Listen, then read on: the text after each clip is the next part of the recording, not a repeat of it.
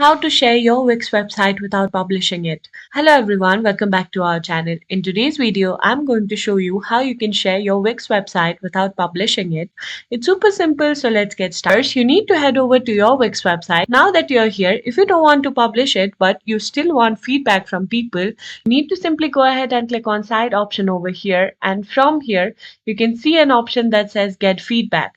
And once you do that, it will provide you the link of your website. Simply go ahead and click on copy link. And if you want someone to give feedback to your website, you can go ahead and simply share this link with that someone.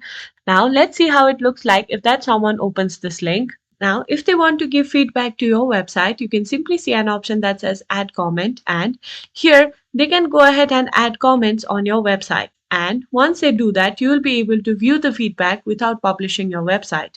And that's it for today, guys. If you find this video helpful, please give this video a thumbs up, subscribe to our channel, and I'll see you in the next video.